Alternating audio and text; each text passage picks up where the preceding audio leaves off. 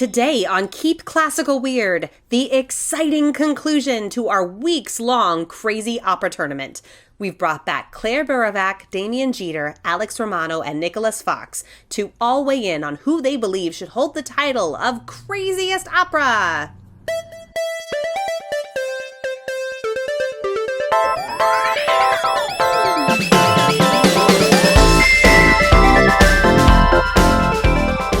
Welcome, friends, to episode 18 of Keep Classical Weird. I am your host, Casey Bozell, and today we grab all of our opera experts back for one more vote. Our finalists are The Nose by Shostakovich and Le Grand Macabre by Ligeti. As a review of how crazy these two actually are, the biggest takeaways from each include a car horn fugue and tap dancing noses. They are absolutely over the top.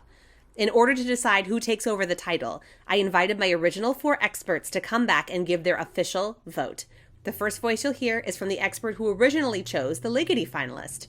Here from the Portland Opera is Nicholas Fox. All right, so can you give us, I know one of them was actually one of your choices, but let's hear your final vote for who gets the title for Craziest Opera. This is actually a very easy vote for me since I'm by definition I'm biased, and if there's one thing I believe in, it's bias. One of the two finalists is an opera that I submitted, so my vote is for György Ligeti's Le Grand Macabre. That's a beautiful vote. I just want to let's put a little bow on it because they're both really good contenders. The plot, the instrumentation, the musicality, all of those were crazy. And so you believe that those facets of crazy edge it out over The Nose. Yes, I think that it is a completely and utterly unique piece of musical theater. The plot is totally phantasmagorical and crazy and drugged out. It's about the end of the world. It's a satire about the end of the world and a mythical end of the world. The music is the music of a madman, which Ligeti was, and it has nothing to do with any other opera that we know well from the repertoire. You asked me, what is the craziest opera? And there's the first adjective that comes to mind with Le Grand Macabre is crazy. There we go. 1 for Le Grand Macabre. Next up, we'll hear from mezzo-soprano Alex Romano. Oh man, you guys picked two good ones, I'll tell you. Like, just a brief Google search of all the productions, you can tell that a piece is really crazy when there is nary a normal production to be found. So I've done a lot of Googling, obviously, since these were not my particular choices. No hard feelings, I understand. Okay. They are extremely weird. You know, I think the Ligeti has the upper hand in its musical language. I'll say that. It is not your most approachable piece.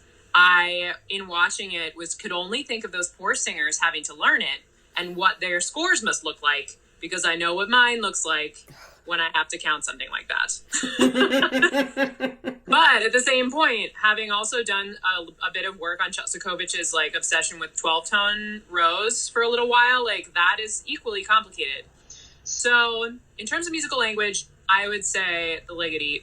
But for me, the story, the pure surrealism of let's go into the mind of a crazy person, that's got to be The Nose. Is that your official, is The Nose your official vote? My final answer. Wow. Also, if anyone wants to put me in a nose costume to run around stage, I'm your girl. So we are now tied. 1 for Le Grand Macabre, 1 for The Nose. Let's now head over to singer and composer Damien Jeter. I think I'm going to have to go with Le Grand Macabre. Wow. How close was it for you? I don't think it was very close at all, actually. I don't know why I didn't think of this piece from the very beginning, but it is definitely one of the weirdest, most bizarre operas ever created. I mean, starting off with the car horns just should have been a clue for me. That's so true. If you're starting an opera off with car horns, yeah. Yeah. I think The Nose is just funny. Yeah. I think it's a great story, but I think the Ligeti is much more bizarre. I mean, just given Ligeti's work, it's not, I mean, the opera is crazy, but the music is not as off the wall as one would expect from him, I guess, given some of the other stuff that he's written. But maybe he was in a different period when he wrote this. Isn't that saying something too? Like, it's by any other standards, by any other goalposts, that's such absurd music. But it's like, well, for Ligeti, like, it's not that bad. We're at 2 for Le Grand Macabre and 1 for the nose. Our last vote comes from the General Director Designate for the New Orleans Opera, Claire Buravac. Now, she was the one who originally, pardon the expression, picked the nose. So, Claire, one of your choices made it all the way to the final round. So I want now your official vote. Well, thank you for inviting me to participate, and I'm honored to have gone this far in the competition. But I will say, after listening to Nick and then spending a little time with the Ligeti, I have to give it up. My opinion is that the Ligeti is the craziest opera that there is. That is a twist I didn't see coming. That is amazing. All right, so you listened to it, you thought about it. So what was it that tipped the scales for you? Well, I think that, the nose is amazing. The story is crazy and the music is great. But I think Ligeti takes it to another level. He's got the same really crazy, wild, out there storyline. He does even more with the orchestration. The description of the number of percussion instruments in that opera just blew my mind. Read a little bit online. There's some great video on YouTube that your listeners can check out, including, I would highly recommend Barbara Hannigan singing this one aria that she performed with the New York Philharmonic. And it's like the craziest coloratura aria on steroids. So I highly recommend listening. Okay. And, everything about it just takes the nose and raises it to the next level. And with that final twist, we have a winner! Ligeti's Le Grand Macabre is, in this completely unscientific and non-comprehensive tournament, the winner of the title of Craziest Opera. Well, except that's not quite the whole story. One of my personal beliefs, as well as an underlying mission to this podcast, is to create a bigger narrative with classical music. It's not just about listening to classical experts, taking their opinions and running with them, no questions asked. I firmly believe, and I'm certain these experts would agree, that classical music, like any other art form, is open to all interpretations and reactions. It is a form of emotional communication that we necessarily have to translate into the spoken word to dissect. It should involve everyone. For an extra perspective on this very bizarre tournament, I went to one of the smartest people I know who is absolutely not an opera expert. I called my dad. Can you tell me your name, please? I'm Joe Bozell. Excellent. And we are related. Yes. I would be your father, yes.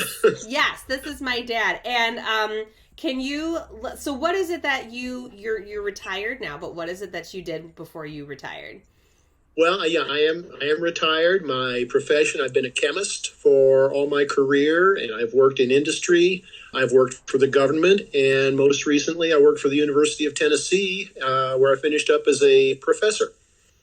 And what is your expertise in the world of opera? My expertise in the world of opera is zero. Fantastic. I think tonight, I think I'm going to be your resident Philistine. You've seen a couple.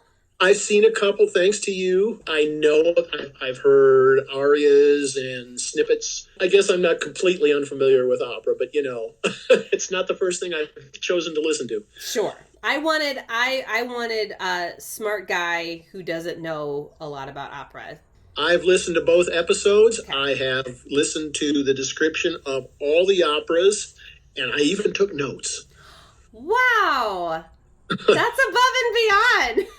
Well, I didn't want to be completely unprepared. First of all, I wanted to point out that I really loved listening to the experts. That was fun because they were so excited about things, and you could see I knew their hands were moving and they were jumping up and down and saying, "This is crazy. This is insane. Do you know what's going on? Oh my gosh." The one guy that said, "I have no idea what this opera is about." That was Damien. Yeah, he was so great. Yeah, for the record, I hope my opinion counts for no more than like 0.1% of anything here. This is because, as you've correctly pointed out, I'm a guy that knows a little bit about opera. Okay, so if we go through these, I tried to categorize them because we had 8 operas to talk about, and they fell into 3 categories for me. Oh. Now, I know this sounds very process-oriented and science nerdy, but it's kind of the way it worked out. Okay, so I've got one group that is Platé, Lulu, Die Frau ohne Schotten, and the Ring Cycle. And those were the ones that, while they may have their own set of weirdness, I kind of felt like they weren't too far outside of the bounds of weirdness of a lot of opera plots that I've heard.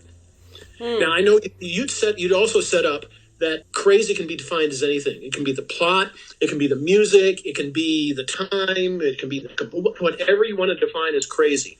I tended to think of the plots because, for me, I don't know that I've ever heard of any opera where the plot to me was just not insane. So these first 4 to me, Platé, Lulu, Die Frau ohne Schotten, and the Ring Cycle, to me, they all kind of set up their own context. They were kind of fairy tale-ish, like Platé, the frog-like character, and mythical characters, Juno and Zeus. I could really imagine that being written by any of the classic opera writers, because then that plot just didn't seem, too bizarre to me. Same thing with Lulu, which I guess it was defined as crazy because of the music.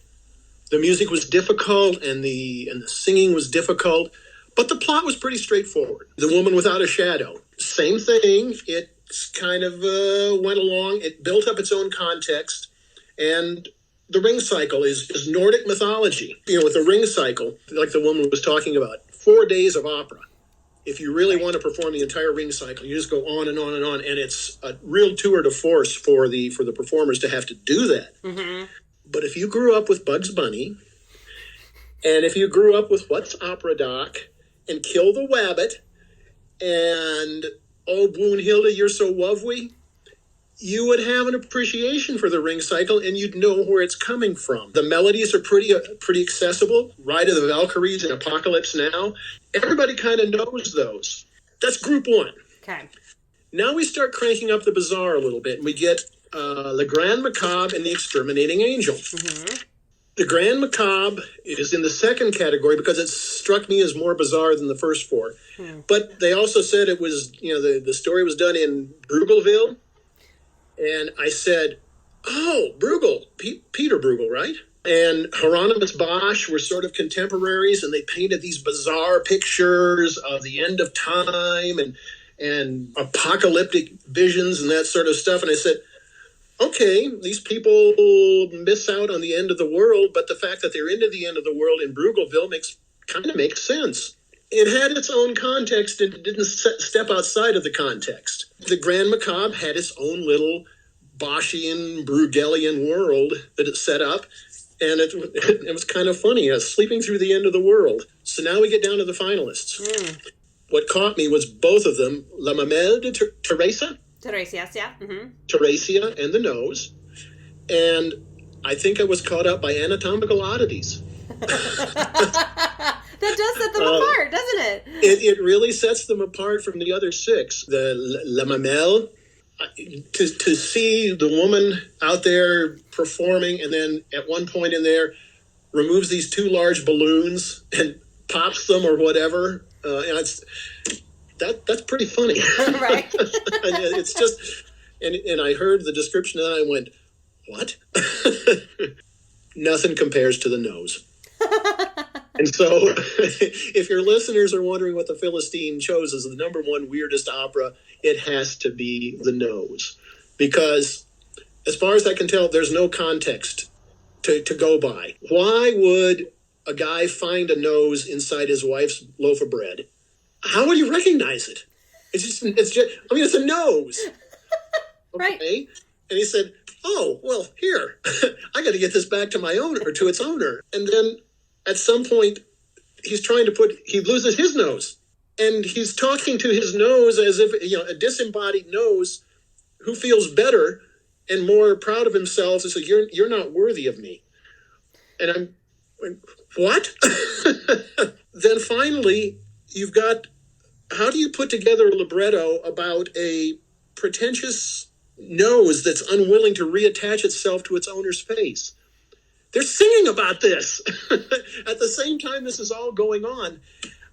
And to see a production like your expert talked about, to see a production where you had a group of tap dancing noses, that'd be worth the price of the ticket. And so, to wrap this up, that's my vote. The weirdest opera in this group of 8 is easily The Nose. And that's our show for today, and the finale for set 3 of this podcast. My sincerest thanks to Nicholas Fox, Alex Romano, Damian Jeter, Claire Borovac, and Joe Bozell.